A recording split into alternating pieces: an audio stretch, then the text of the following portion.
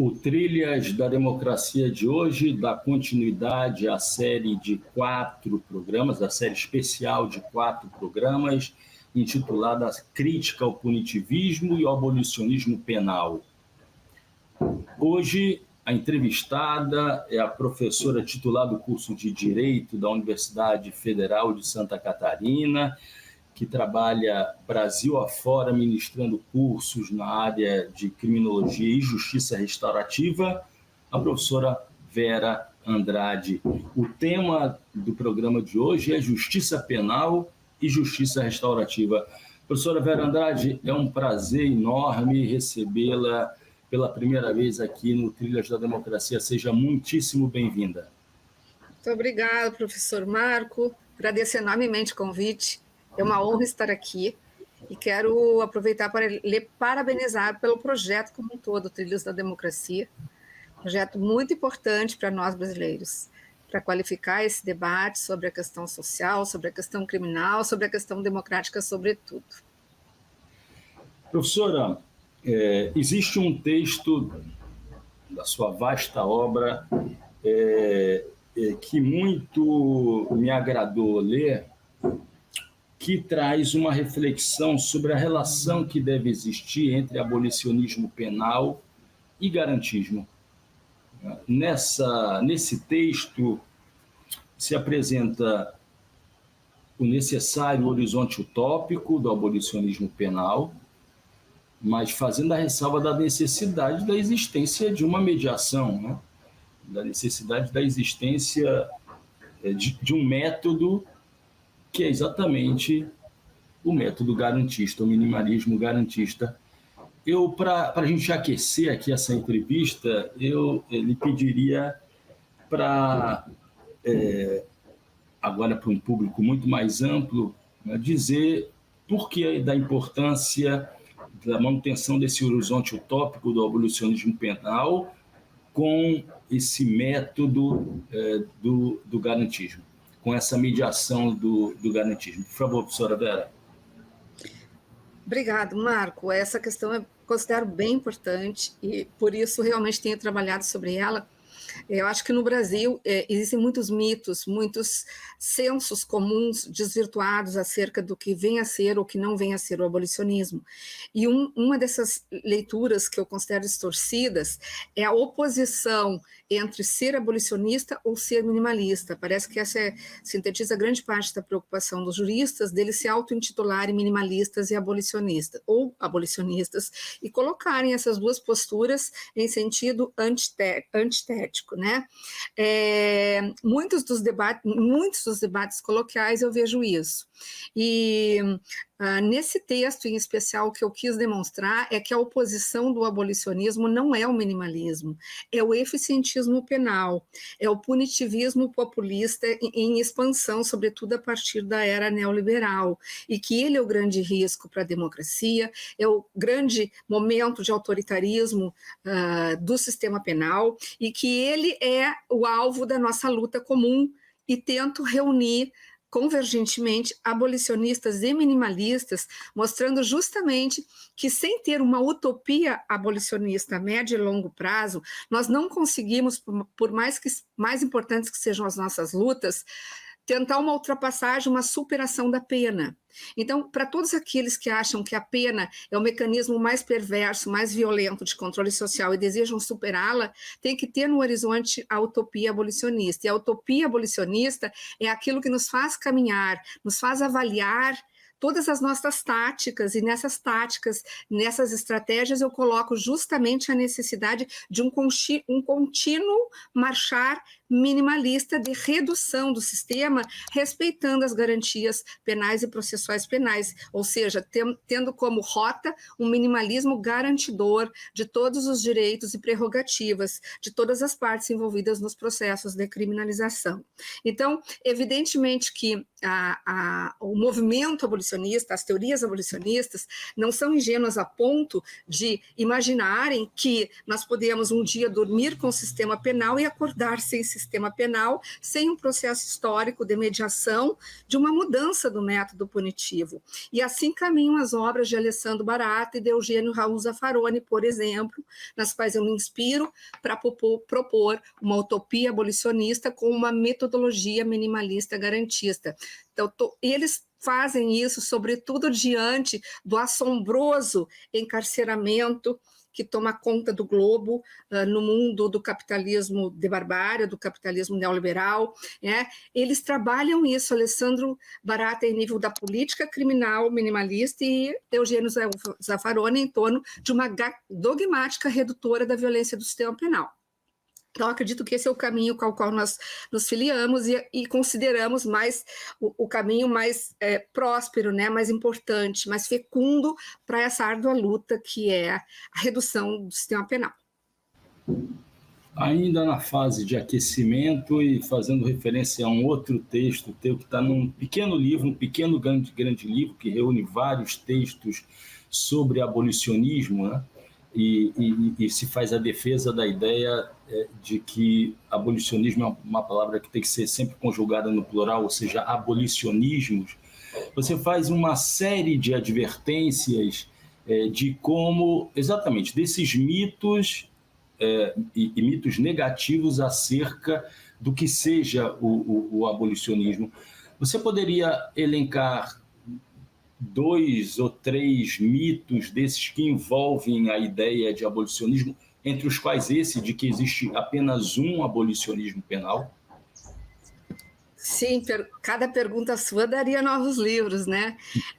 Vou tentar ser didática e sintética, querido Marco, porque a ideia de que existem vários abolicionismos, né? Nós também trabalhamos no sentido de que a própria visão simplista, a própria visão de senso comum sobre o abolicionismo não tem essa dimensão e trabalha isso no singular, de maneira monolítica, de modo a tentar melhor alvejar algo que, na verdade, não é nem explicitado pelos críticos. Não existe um abolicionismo, porque, do ponto de vista teórico, existem várias vertentes que vão do estruturalismo de Michel Foucault ao feminismo negro de Angela Davis hoje, passando por Luke Hussmann, fenomenologia, Thomas Mathiesen, materialismo histórico, Neil Christie, uma fenomenologia estruturalista.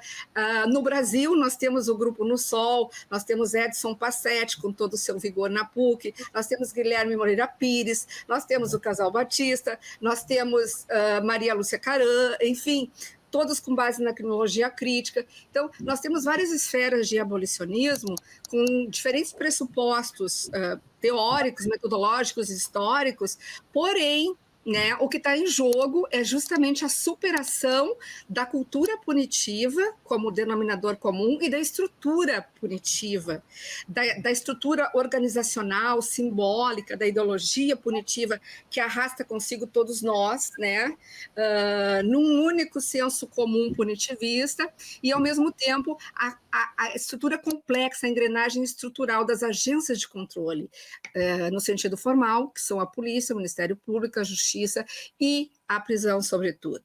Os abolicionistas trabalham diferentes níveis de superação dessa cultura e dessa estrutura. E, no geral, nós podemos dizer que não adianta nada nós focarmos a destruição, o desaparecimento unicamente das instituições de controle, se nós não trabalharmos a organização cultural e ideológica que alimenta essas instituições, o simbolismo que circula no imaginário social, nas mídias, na nossa família, nas escolas, nas universidades, que é o saber, o senso comum, o simbolismo e a gramática de toda a linguagem punitiva, né? Crime, pena, violência, porque essa gramática é tão consolidada no mundo ocidental que ela é vista quase que como ontológica. Então, um dos mitos do abolicionismo penal é de que, se nós eliminarmos essa estrutura e esse simbolismo, nós retroagiremos ao estado de caos. né, ao estado de desordem, ao estado de anarquia punitiva, que seria o estado natural originário antes da concentração do poder de punir pelo Estado moderno. E isso é um mito fundacional que faz com que nós trabalhemos com a dicotomia, ou que tenha a travessia dicotomia ordem versus caos, como se esse sistema que está aí fosse a garantia da ordem, a garantia da paz social, quando com todo o saber desconstrutor, que é a criminologia, que são as criminologias críticas e os próprios abolicionismos, está demonstrado que ele é o maior produtor de violência. E o Estado, para monopolizar a violência, confiscou a vítima do processo decisório dos conflitos. Então, o que o Estado confiscou, na verdade, não foi a violência em si. O que o Estado confiscou foi o método de tratar a violência, que se tornou tão ou mais violento do que a violência que ele disse que pretendia conjurar, né? O outro mito é colado nesse, é o da imprescindibilidade da pena de prisão, de que nós podemos reduzir o sistema, fazer e acontecer, mas nós temos que manter a prisão para os crimes graves. Então, esse mito também é um mito secularizado, é um mito que tem uma vigência secular na história ocidental, que cola segurança com encarceramento, né? Como se assim, não é apenas a centralização de poder no Estado, é o uso da pena privativa de liberdade como pena central, o enjaulamento, como disse aqui a professora Marília, que seria a garantia da segurança de um nós contra eles.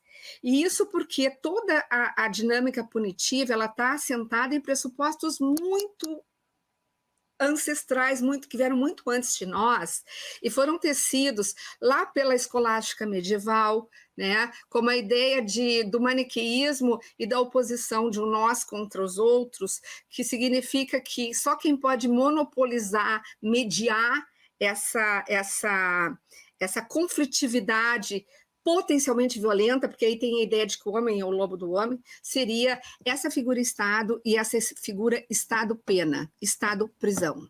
Então, esses dois mitos são fundamentais serem superados para que a gente avance num modelo dialogal de trabalhar as questões da nossa sociedade.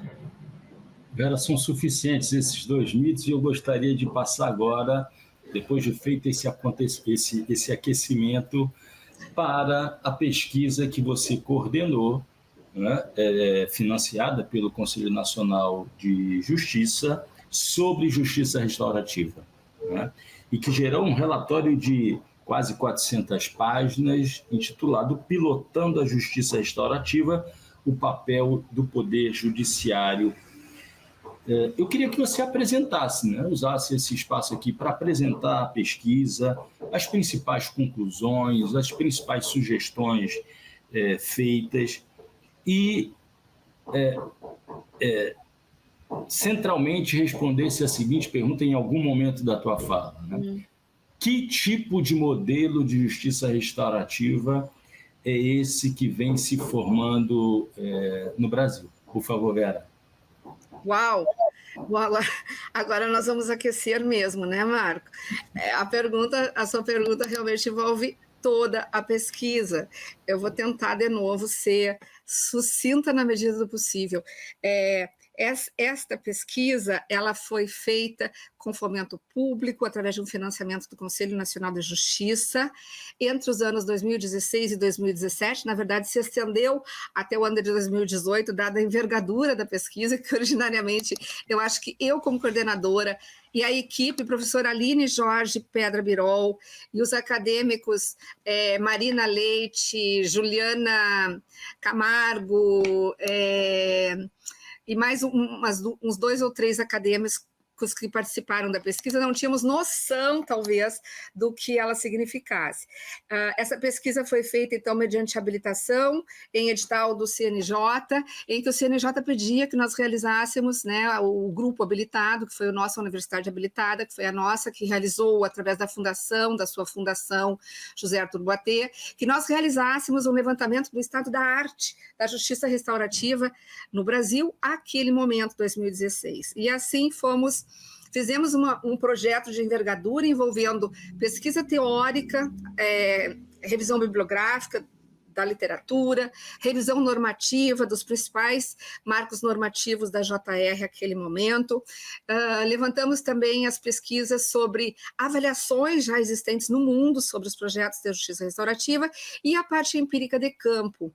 Nós, com critérios de 4 critérios, basicamente, balizaram a seleção do campo, que foram, deixa eu ver se eu me recordo, primeiro, atualidade dos projetos, os projetos que estavam em funcionamento, representatividade, nós queríamos a máxima representatividade regional, diversidade, nós queríamos visitar projetos que tivessem tendo diferentes experiências de justiça restaurativa, e o outro projeto, o outro requisito nosso foi possibilidade diante do orçamento e diante da necessidade de tempo e de viagens que demandaria nós transitarmos de norte a sul atrás da pesquisa sobre os projetos de justiça restaurativa. E a demanda, o objeto central, era entender, então, o estado da arte, quando essa justiça restaurativa tinha chegado no Brasil, como ela estava sendo conduzida, com que marcos teóricos, com que métodos, com que recursos humanos e materiais,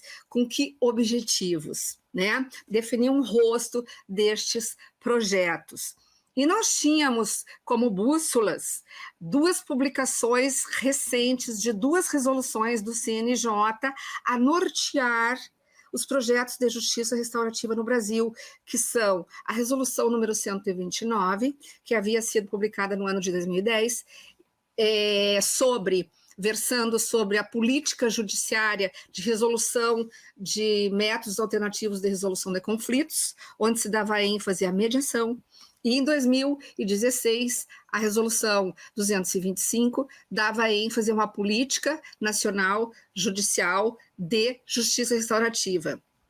Então, essa recente resolução, publicada em 2010, ela vem, né, com uma série de diretrizes para nortear a construção de programas de justiça restaurativa no Brasil, nos diferentes estados e tribunais. Então, nós fomos a campo, elegíamos com base nesses critérios os estados de Rio Grande do Sul, Santa Catarina, São Paulo, Minas Gerais, Recife, Pernambuco, Bahia e Distrito Federal. Distrito Federal, Rio Grande do Sul e São Paulo, porque estavam na frente de todos, por já terem tido alguns anos anteriormente experiências de projetos pilotos, né, financiados pelo Ministério da Justiça e pelo PNUD. Esses 3 estados saíram na frente no Brasil, e pelas nossas pesquisas, Pernambuco, Bahia, Santa Catarina e Minas Gerais estavam também à frente em termos de maturidade e de diversidade de projetos. O que nós vimos em linhas gerais foi que essas resoluções do CNJ alavancaram em termos quantitativos a produção de projetos de justiça restaurativa no Brasil, que apesar de nós termos eleito 7 estados, 22 naquela época 22 estados já estavam contando com projetos de justiça restaurativa. Então, nós recortamos, Marco, o estudo como sendo um estudo que nós chamamos da justiça restaurativa judicial, porque o locus da pesquisa seria o poder judiciário, e nós identificaríamos as suas várias localizações. E onde estavam e estão se sediando esses projetos? Esses projetos nós identificamos, primeiro, em nível processual, no sistema de justiça internamente, em 3 espaços. No Juizado da Infância e da Juventude, que pode ser considerado o carro-chefe, o pioneiro no Brasil, no Juizado Especial Criminal, e nas varas da violência doméstica, que essas resoluções e outras normativas propõem chamar, então, varas da paz doméstica. Esses 3 espaços são os espaços fundamentais onde estão sendo realizados programas de justiça restaurativa processual. Além disso, nós encontramos muitas experiências de justiça restaurativa vinculadas com o judiciário, mas que estão sendo realizadas no nível pré-processual, significa nas polícias, nas guardas municipais e nas escolas, nos estádios de futebol, nos serviços públicos e nas cidades de um modo geral. E, por último, nós identificamos projetos localizados no nível pós-processual, onde, nas varas de execução de penas privativas de liberdade, nos presídios, e na socioeducação, nos estabelecimentos de cumprimento de medidas socioeducativas. E, nesses espaços, nós realizamos a nossa pesquisa. O que acontece? Acontece, então, que qual é a justiça que nós temos no Brasil? Nós temos uma justiça restaurativa em nível judicial que está se construindo por dentro do sistema penal e socioeducativo, desde o interior. Por quem? O protagonismo é do judiciário. O protagonismo, nesse modelo que nós usamos, é do judiciário, tanto significando protagonismo de juízes e desembargadores que estão conduzindo esse processo, quanto do apoio institucional do próprio Poder Judiciário e do CNJ, sobretudo. Então, o Judiciário está exercendo, nesse momento, um protagonismo e um protagonismo personalizado, porque a entrada da restaurativa no sistema penal é, de longe, uma unanimidade, é, de longe, um consenso.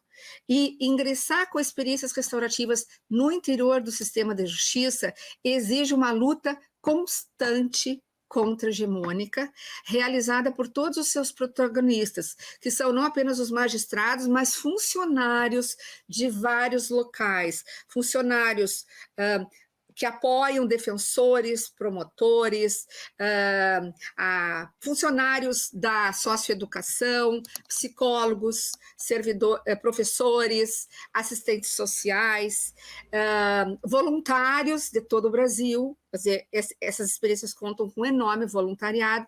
Então, é preciso dizer que, se o judiciário é um instrumento de controle social conservador, né, evidentemente que entrar com as experiências, os programas de justiça restaurativa, exige uma enorme energia e uma luta permanente para conseguir tudo, desde um espaço para alocar os programas, desde tempo, porque as jornadas desses profissionais, elas vão acontecer paralelamente às suas jornadas oficiais, não existem praticamente recursos, daí entrando na questão dos recursos, então elas vão se dar através de um casamento, de um protagonismo personalizado, mais um voluntariado, porque apesar da resolução do CNJ dispor sobre quase tudo, o dinheiro, né, não vem do judiciário, ou vem em muito pouca medida, né, para sustentar tudo isso. Vera, me permita fazer uma outra pergunta dentro do que você acaba de dizer agora.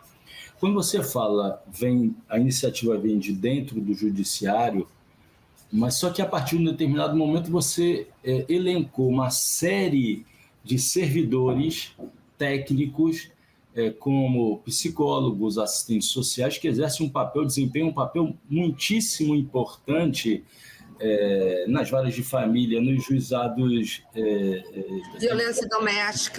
Violência doméstica. Então, quando você fala, na verdade, que essas iniciativas vêm de dentro do judiciário, significa que esses profissionais, esses servidores, desempenham um papel fundamental. Eu vou fazer a afirmação e queria que você dissesse se eu estou certo, porque levam para dentro do Poder Judiciário uma visão não positivista devido à sua própria formação, né, dentro dos cursos de serviço social, do curso de psicologia. Isso é uma primeira subpergunta. A segunda existe um perfil do juiz, do desembargador, da juíza, da desembargadora, que está à frente de um programa, de um projeto a desenvolver dentro da sua vara, dentro do seu dentro de um determinado tribunal de justiça. Existe um perfil, vocês conseguiram definir, ainda que não tenha sido um objetivo da pesquisa, vocês conseguiram perceber qual é esse perfil desse profissional, desse juiz, desse desembargador, dessa juíza, dessa desembargadora? As duas perguntas são bem relacionadas, Marco. Sim, a criação dos programas de justiça restaurativa envolve todo o pessoal de uma determinada vara, todo o pessoal que concordar e se habilitar. Porque o que nós vimos? Nós vimos aí uma identificação ideológica.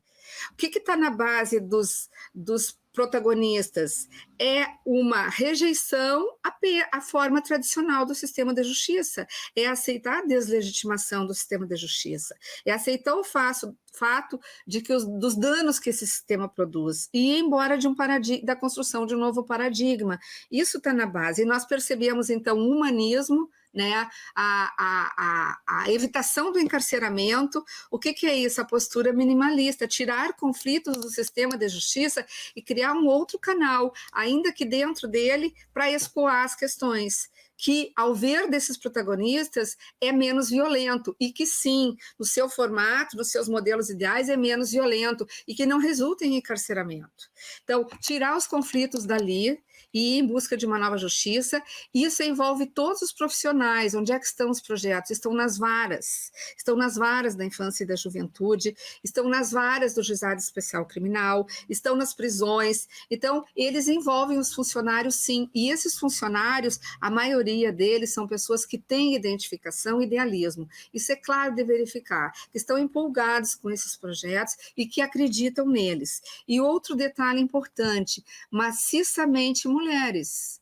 A presença do feminino, e não à toa, né, não por outro motivo, porque um feminino corresponde a uma ética do cuidado e porque a justiça restaurativa vai caminhar para um paradigma do cuidado, para um paradigma do encontro, para um paradigma do diálogo, para um paradigma horizontal e da solidariedade, em detrimento do paradigma da apartação e da exclusão e da crueldade, que é o paradigma punitivo. Vimos a presença maciça de mulheres. Eu queria... Por favor. Marco, faltou eu dizer que justiça restaurativa está se conduzindo no Brasil. Isso eu acho muito, muito importante para a questão do rosto, porque é o seguinte, o artigo 1º da resolução 225 do CNJ, ao moldar a justiça restaurativa, porque a justiça restaurativa não é um modelo ontológico, ela vem sendo, é um paradigma aberto, que vem sendo construído nos 5 continentes, de maneiras bastante flexíveis e adequadas aos contextos. Aqui no Brasil, temos bastante influência do modelo americano, sobretudo a partir da obra do Howard Zehr, que é um dos expoentes, e da obra sobre círculos restaurativos, Círculos da Paz, da Kay Prentice. Muito bem. O CNJ, então, nos seus artigos preambulares ali da resolução, definiu que os ritos restaurativos no Brasil, onde eles entrarem, eles podem ser alternativos ou complementares ao processo tradicional. Por processo tradicional, entenda-se processo penal tradicional e processo infracional tradicional. Essa resolução possibilitou a alternatividade da restaurativa em relação ao processo penal e infracional. No entanto, o que a nossa pesquisa, o nosso corpus, o nosso universo demonstrou é que existe um enorme receio em fazer isso e entrar com a restaurativa fazendo suspender os processos que estão em curso quando ela é processual.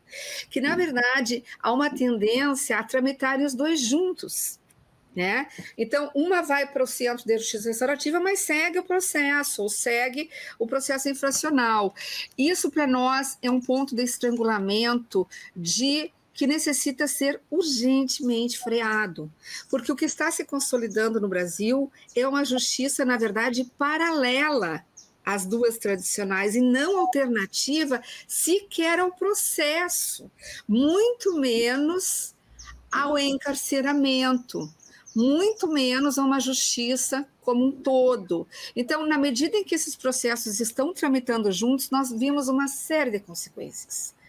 Uma duplicação de processos, uma duplicação de custos, uma insegurança das partes, um medo das vítimas comparecerem sem saber exatamente o que isso representa, uma dificuldade. E outro rosto bem claro, então, e nós sugerimos, inclusive, uma mudança de redação para a resolução número 225, dizendo que uma vez que o processo entre, e a entrada é discricionária, tá? A entrada é feita pelos juízes, geralmente, podendo ser também pelos promotores. Em alguns lugares, como Florianópolis, as próprias partes podem procurar diretamente o Centro de Justiça Restaurativa, como em outros lugares no Brasil, como na sua cidade, Recife. Então, isso é um ponto fundamental, né, de nós reconstruirmos toda a JR com o rito próprio dela e baseado no princípio da voluntariedade, que sempre vai nortear, ninguém vai ser obrigado a fazer JR.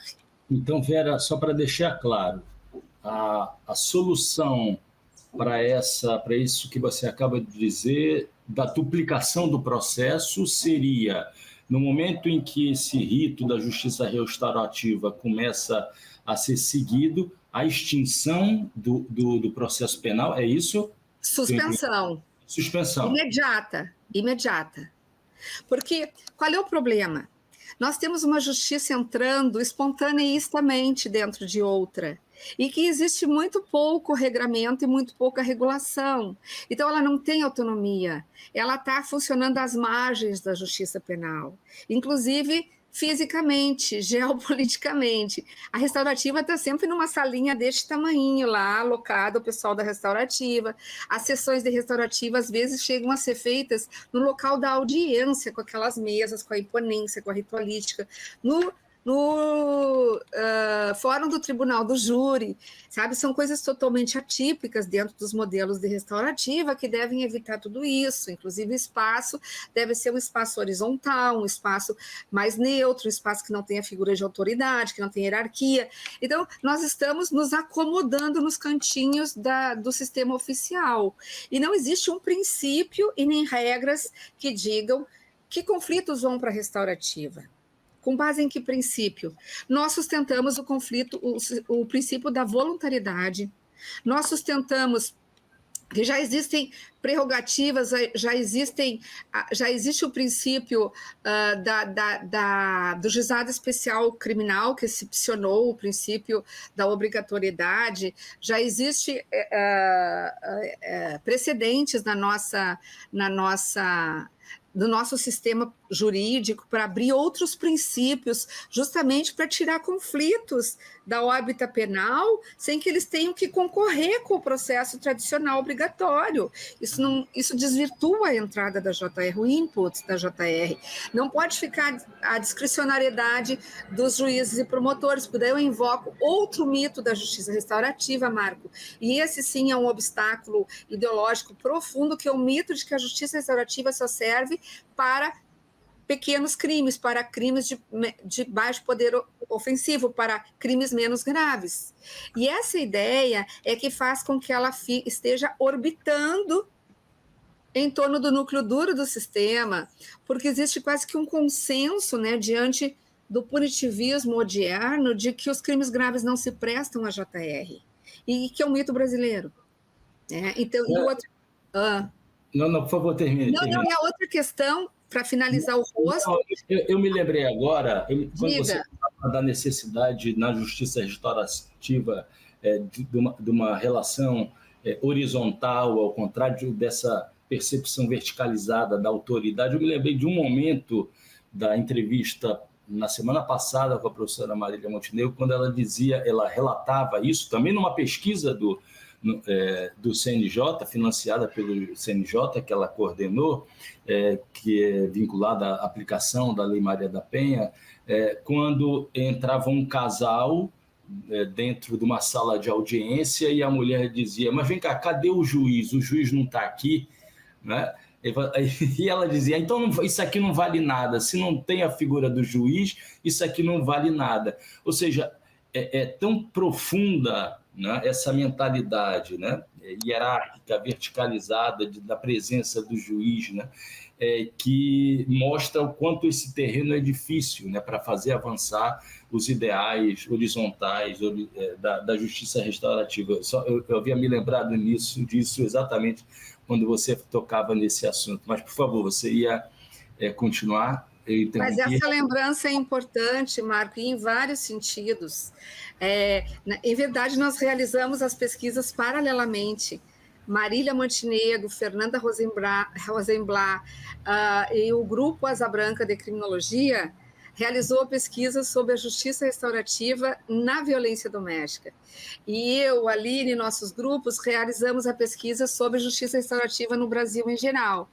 E nós trocamos muito durante essas pesquisas, né? E existem muitos resultados convergentes, afins, e que demonstram isso, o quanto é fossilizada, mais do que solidificada, a cultura punitiva no Brasil, e como é difícil lidar com a ideia de uma vítima protagonista, que é a ideia do abolicionismo, que é a ideia da justiça restaurativa, de trazer a vítima para dentro de uma justiça que funcione com base na relação e não da coerção entre ela e o seu par, vamos dizer, o seu outro, com o qual ela tem uma situação problemática. Essa é a linguagem proposta pelo abolicionismo. E essas vítimas, elas não existem enquanto imaginário de justiça, porque essa vítima, ela não sabe desempenhar esse papel, e ela questiona esse papel, e ela tem insegurança e até medo em relação a esse papel. Quando ela é convidada, e um detalhe, ela tem que ser muito bem convidada para que ela seja convencida a vir sentar com a parte num rito de justiça restaurativa, começa por aí, ela tem que ter dinheiro para pagar a passagem, ela tem que ter confiança naquele rito, e ela tem desconfiança, regra geral. E ela também ela é influenciada por discursos de temores das famílias, dos namorados, dos amigos, dos irmãos, dos vizinhos, que dizem, mas e se tu for lá, tu vai ser punida 2 vezes, e o que vão fazer contigo? Então, nós sugerimos, inclusive, que não existe uma cultura de uma vítima protagonista da justiça, porque a justiça restaurativa é vivência, a justiça é vivencial. As partes vão contar as histórias entre si, através de um facilitador, num espaço dialógico, horizontal e seguro. A segurança do espaço é a função número 1 de um facilitador, e tudo isso nós temos que enfrentar. Vera, você já usou esse termo, e eu faço a pergunta exatamente porque ele representa um dos 3 pilares, digamos assim, de uma concepção triangular da justiça restaurativa. Você falou agora há pouco de encontro, e voltou a dizer agora, sem usar a palavra encontro, você repetiu-a, né? Eu queria que você indicasse esse momento do encontro, esse momento da reparação, esse momento da transformação que atravessa a prática da justiça restaurativa. Marco, tocar nessa pergunta é tocar no coração dos modelos, né? É perguntar qual é o objetivo da JR. Antes de entrar aí nesse tripé, na nossa pesquisa nós escutamos, né? Porque a função do pesquisador é escutar o mais próximo possível de uma etnometodologia, de uma pesquisa presencial. Nós escutamos várias coisas a respeito dos objetivos da JR. Então, eu diria assim, responder a sua pergunta, que idealmente, né, quando se começou a teorizar sobre a JR, porque a JR, o movimento iniciou com práticas, e a teorização veio depois, na década de 80 para 90. Quando se começou a teorizar, então, a questionar qual é o principal objetivo da JR, se levantou pelo menos 4, na verdade você fala em tri, mas eu hoje, se fosse escrever o projeto, acrescentaria também a responsabilização. Os objetivos são o encontro, reparação de dano, transformação, responsabilização. O encontro, na verdade, quem trabalhou muito isso no Brasil foi o Sócrates Pinto, um magistrado que foi um dos primeiros a produzir sobre justiça restaurativa no Brasil, o Pedro Escuro Neto, que são os pioneiros, né? O Norberto, o magistrado Norberto, o magistrado Egberto. Por que o encontro é o primeiro objetivo? Assim, o encontro é o núcleo aglutinador de toda a proposta da JR. Quando você fala no encontro, você traz as partes. E trazer as partes em lugar do Estado e do promotor da justiça e da denúncia e da queixa-crime é mudar o centro do paradigma do Estado para as comunidades, para as partes envolvidas e todas as partes da comunidade que, porventura, foram envolvidas num problema, num conflito que, pelo sistema penal, é definido como crime. E esse encontro sintetiza a ideia de simetria, de diálogo. Só pode haver diálogo e contação da tua história para mim e desenrolar de um pacto possível de solução a partir do encontro. Então, muitos disseram que o mais importante era o encontro. Mas nós não podíamos parar aí. Desse encontro, nós tínhamos que ter algo, né? E Howard Zehr, com a sua obra Mudando as Lentes, deixou claro que esse centro teria que ser a reparação dos danos. Digamos que a obra do Howard Zehr veio pontuar o paradigma de reparação de danos, que tem muito a ver com o direito civil, na minha leitura, né? Tem muito a ver com a linha reparatória do direito civil, do direito privado, mas sob novas bases. Então, que não adianta ter apenas o encontro, se não reparar os danos ouvidos num crime, numa infração, numa contravenção, num conflito. E a transformação uniu todos aqueles que entendiam que a justiça restaurativa não deveria servir só para a justiça criminal, só para reparar crimes, só para reparar danos de crimes ou infrações, que ela deveria se estender como modo de vida para nos ensinar a transformar o nosso modo de relacionarmos. Ou seja, o que é a justiça restaurativa? É o encontro com critérios, com valores. É o encontro que responde a valores e métodos para que você aprenda a se relacionar de forma não violenta e oferecer respostas não violentas mesmo à violência. Então, seria um paradigma de transformação e aprendizado no próprio uso dela. Então, nós teríamos alternativas como reparação de dano e outras, que nos levariam ao aprendizado da comunicação não violenta e da não violência.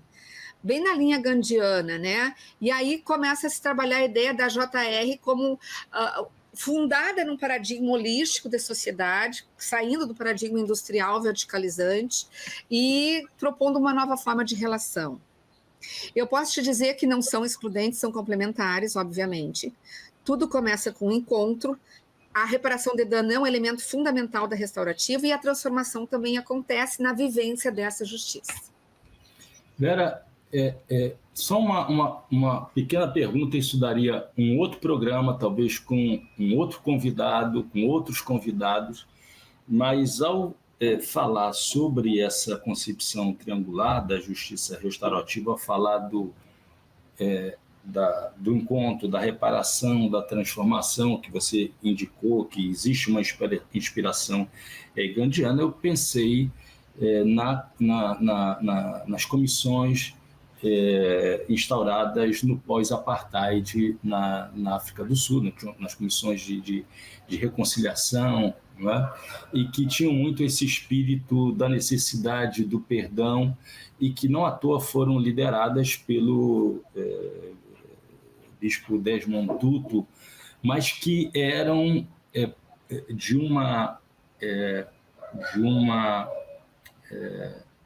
de um clima de tamanho peso, quer dizer, os relatos eram de tamanha violência e era uma espécie de catarse, né, do que se passava nessas sessões.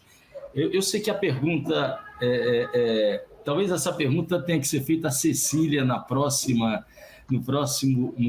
próximo programa, mas a justiça restaurativa carrega em si, traz em si alguma coisa desse momento catártico, né, que passa até pela confrontação entre, talvez, aquele que praticou um ato de violência, aquele que sofreu uma violência. Existe esse elemento que deve fazer parte desses processos? Tomara que eu consiga ascender a toda a riqueza da sua pergunta, porque ela me deu vários insights aqui, né? E me trouxe vários momentos. Primeiro lugar, passando ao Brasil, então, falamos de apartheid, de comissões da verdade e do nível de sofrimento, né, que implicou essa transição e colocando essa experiência no núcleo de um debate sobre justiça restaurativa. A experiência africana, ela é fundacional, ela nos traz um método de aplicação da justiça restaurativa, que são as comissões de verdade, um dos métodos mais potentes já usados na história, através do qual nós transcendemos o conflito individual e chegamos com a restaurativa à coletividade. E eu não queria encerrar essa entrevista sem deixar essa mensagem, que em sociedades colonizadas, como nós, como as africanas, como a sociedade africana, América Latina, sociedades que construíram a sua história com base no modo de produção periférico e com uma profunda violência colonizadora que se estende através de vários atos de colonialidade, a justiça restaurativa precisa ser suleada, precisa ser decolonizada, precisa ser africanizada lá, abrasileirada aqui. E foi isso que a África fez.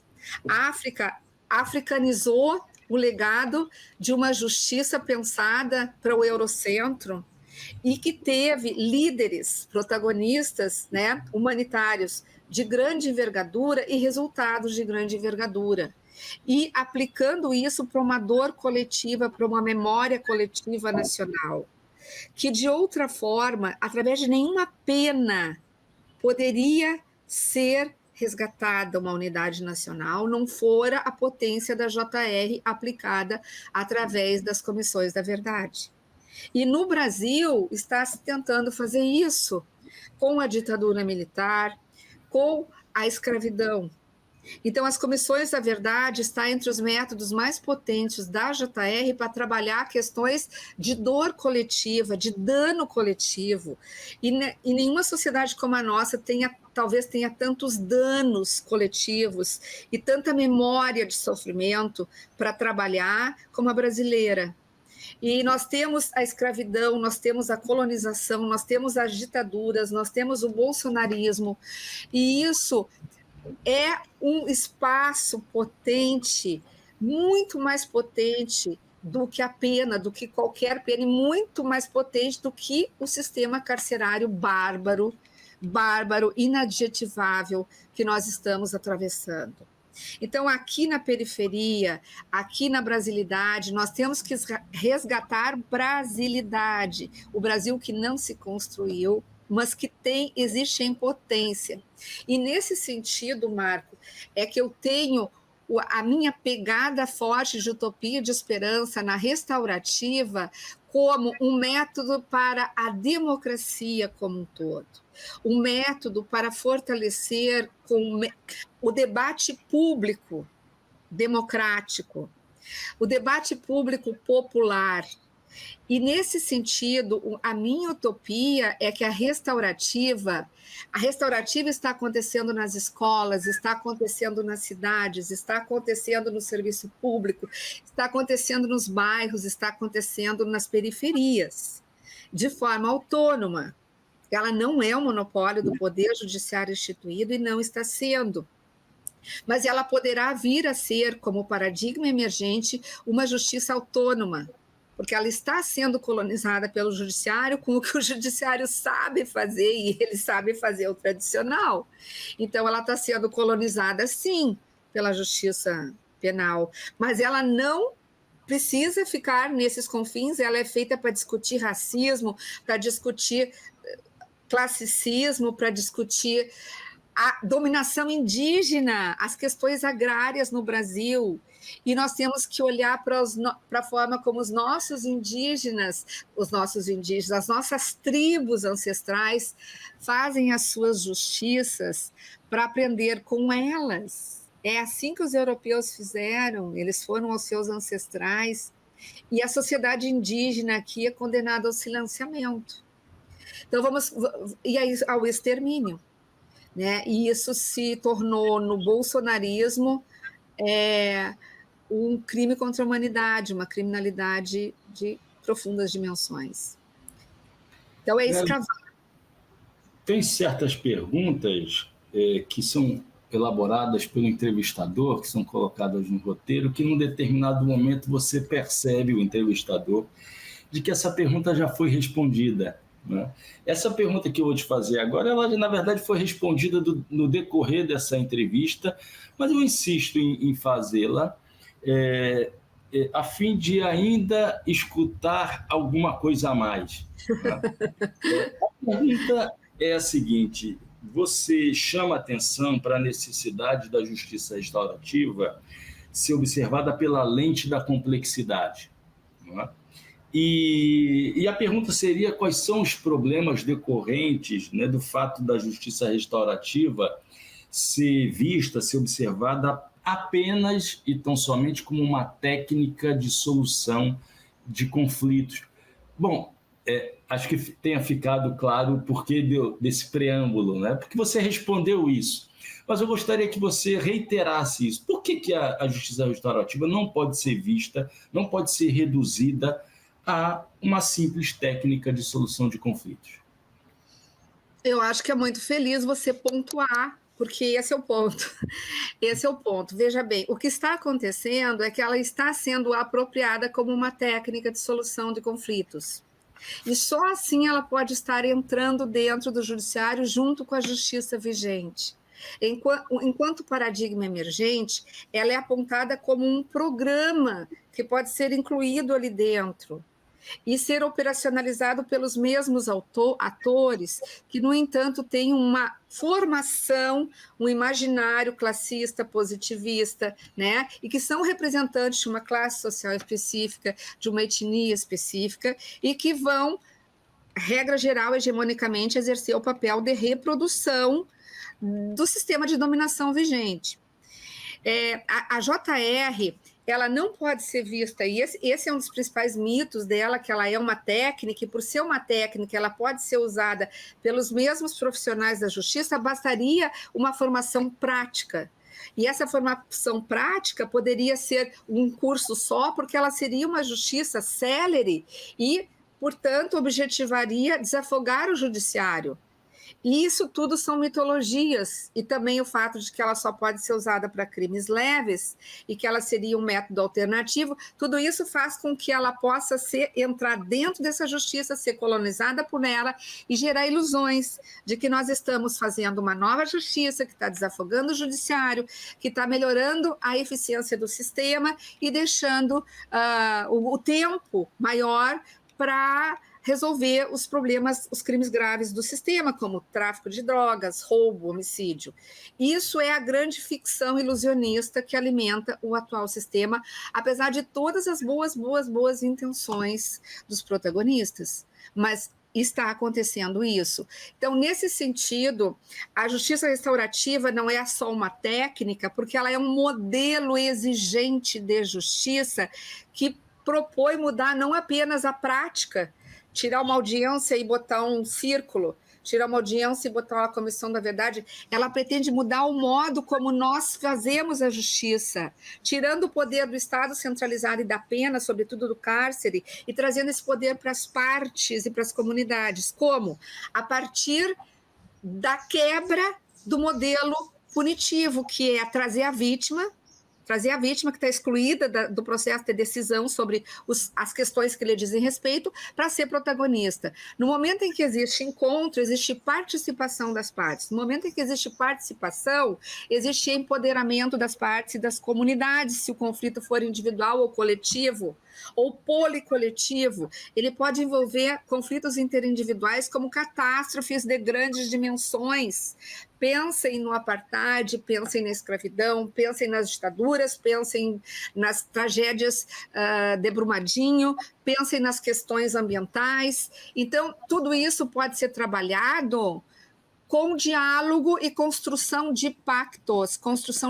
É isso que se espera dos encontros restaurativos, e pactos que poderão ser avaliados através de círculos, pós-círculos e várias pactuações. A justiça restaurativa trabalha com facilitadores, e só pode acontecer se existir voluntariedade. Ninguém pode ser coagido a fazer justiça restaurativa se não quer, porque ela não é coercitiva. E os espaços onde ela se realiza têm que ser espaços adequados, moldados pelo seu perfil de justiça dialogal.